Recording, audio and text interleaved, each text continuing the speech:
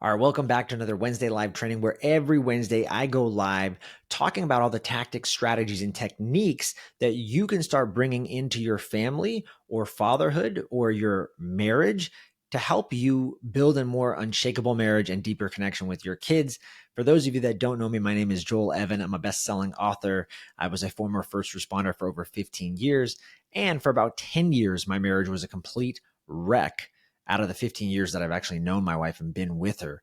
But we were able to quickly reverse it in as little as 3 months. And since then, it's only gotten better and better and better. And it's just compounded. And what I've done is I've actually reverse engineered and I've went back in time and I tried to figure out how did I do all these things? How did I do it so rapidly? And how did from 3 months it got better to 6 months it like doubled, and it just kept compounding, like I said. And so I reverse engineered all the things that I've done through all my coaching and all the books that I read and everything that got me here. And I came up with a blueprint or a framework that can help all men. So if you're interested in learning more about being in my inner circle with the rest of the guys that are in there that are looking to up level their marriage and family, just shoot me a DM or just comment below and I will get you the details. Now, this week, I'm extremely excited to talk about this topic. And we're going to get into communication on a deep level. We're starting a new series here. So this is part 1 of 6.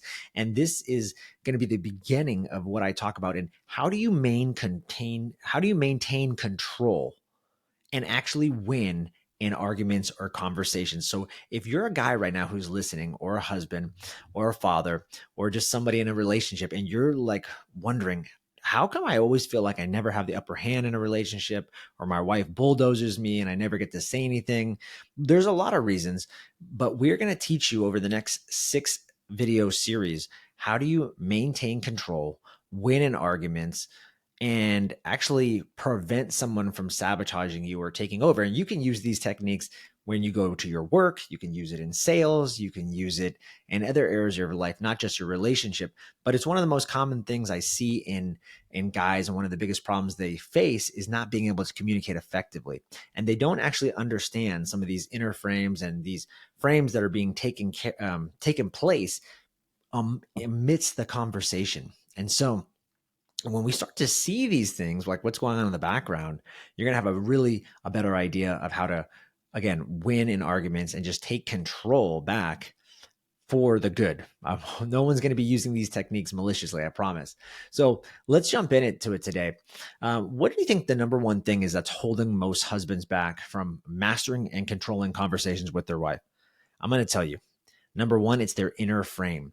They haven't mastered themselves. So how can they actually expect to master anything or anybody when they haven't mastered themselves? How can you enroll your wife or your significant other to actually respect your ideas and actually do what you say when you haven't done it and you haven't mastered anything? So there's no respect. Now, there's 5 pillars to mastering your inner frame, and we're going to go over those. The first one is respect. They have to have respect for themselves first. Self-respect is simply derived from how often we do difficult things. And so the more that we respect ourselves, the more authority we have over ourselves. Self-authority is just your ability to control your actions. I talked about this on a podcast recently with Vin Infante, and he was saying there's actually there's studies showing that there's a part of your brain that the more it does difficult things, it actually grows, and then it plateaus. So you have to get new things. You have to grow more. You have to continue to grow more, which is why many of us are just driven to keep growing. Another example is when you're thinking about this idea of respect, think about soldiers. A lot of soldiers will just march into enemy fire without even questioning because they have respect for the commanding officer who actually gave that order. Now, if you Netflix and chill for the weekend, well, it's going to be pretty hard for you to actually get yourself to do something difficult like go to the gym. Because the longer that you sit around doing nothing, the less respect for yourself and the harder it's going to be to actually do those tasks. Remember this simple sequence. Actions leads to respect, respect leads to authority, and authority leads to action. Now, remember, if you do not choose a character, the world's going to pick one for you. It's just that simple. If you don't know what your values are and what you stand for, your vocation, the world will just pick one for you and you'll just become that. So be very careful if you're missing this element. The second one is acceptance. Now, the better that you get at accepting yourself, well, then the more people will actually accept you. Secondly, other people's acceptance is unstable. So why would you ever base your ability to accept yourself on that concept?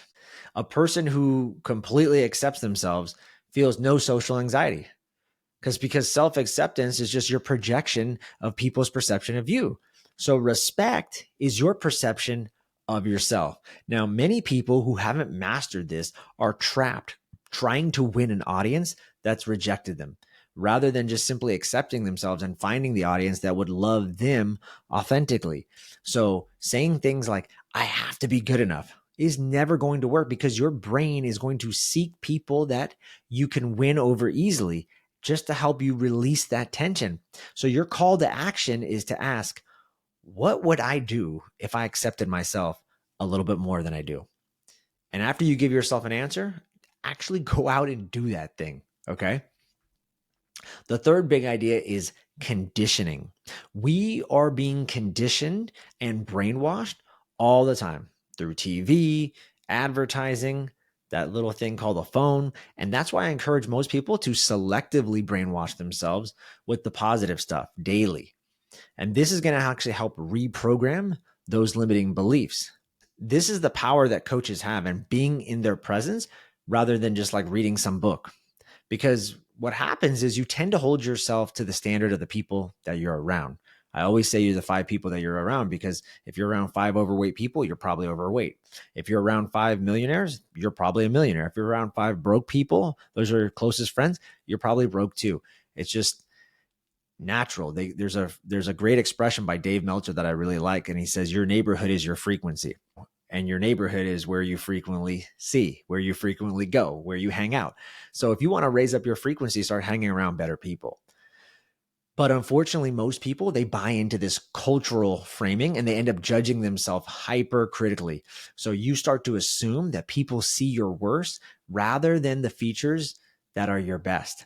And actually, they did an experiment. There was a Dove brand soap commercial where a person described himself, and then another person who had just talked to this person for 30 seconds in the waiting room, they went out and described that person to a police sketch artist. And the drawings were massively different.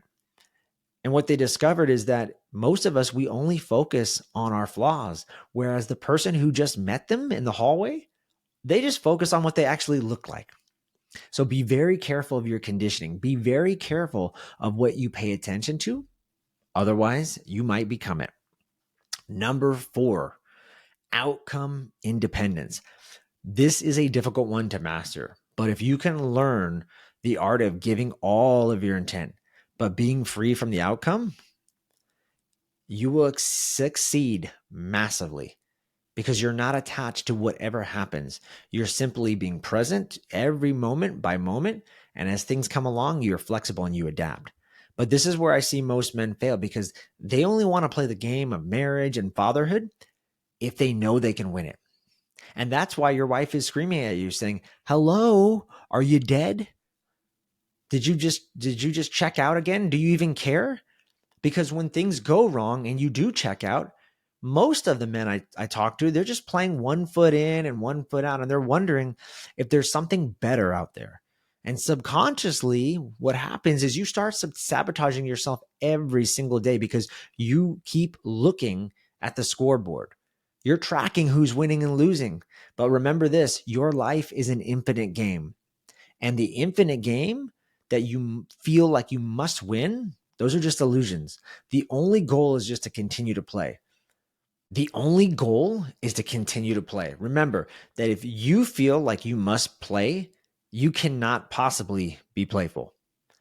And the 5th big idea is perception. Now, the first 4 pillars that we talked about were all about your inner frame and how you perceive you. But this last one is how you interpret what you perceive. And it's really simple. Here's the test. You guys ready? Do you have a champion or a victim mindset? Because the champion mindset interprets events in the world as if the world were conspiring to help them accomplish their goal, while also they believe that they are responsible for what happens in their life, whether it's good or bad. Now, relationships where you are not the dominant one will be really easy for you to start feeling like a victim. So the litmus test for you guys to see how deep you're falling into this victim mindset regularly is to notice how often you complain about a certain relationship in your life.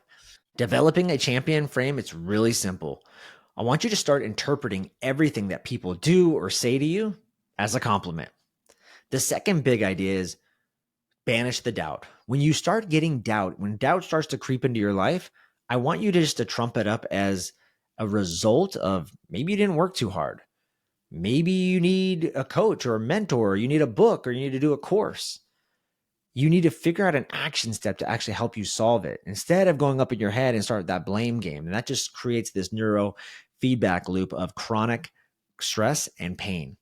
And the last thing is just finally, when you do fail, just laugh it off. And at the same time, like I said, taking aggressive action to ensure that the mistakes that you're making are never going to happen again. So remember, this is piece one of this masterclass. And the big idea here is I'm going to repeat it. Remember, when you want to master your inner frame, I'm going to go deep into all the tactics and strategies of how to take control, win back arguments, how to be more of a dominant one, how to nullify attacks when someone's trying to control you.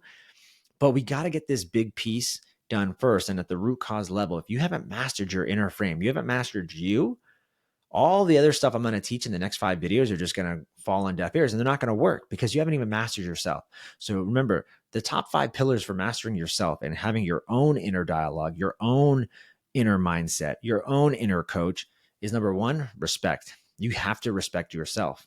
And usually that comes to fruition from actually doing difficult things and following through. The second big idea is you got to accept yourself. Most of us have a lot of limiting beliefs and a lot of ideas that we took on from childhood based on our school system, our church, or just our upbringing. And that has really construed how we view ourselves in the world. And if you can't accept yourself, well, that's going to create a lot of social anxiety. So acceptance is a big one. The third big idea is conditioning, right? We're being conditioned every day by usually bad things, phones, commercials, TV, radio, all these things. And usually it's just a lot of fear mongering and getting you to be in a state of fear to do things maybe you would have never done, you would have never thought of. So be very careful of your conditioning and start doing selective conditioning and actually conditioning your brain, brainwashing it for the good stuff. Number 4 is outcome independence. Stop focusing on the outcome or the result.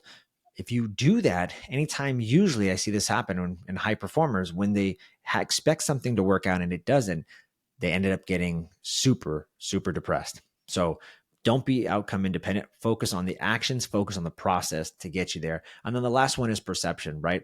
How are we perceiving the event that the input is coming into us? And I think the best thing you can do is start developing a champion mindset versus a victim mindset. I hope you guys enjoyed this video. There's going to be a lot more to build on, so buckle up.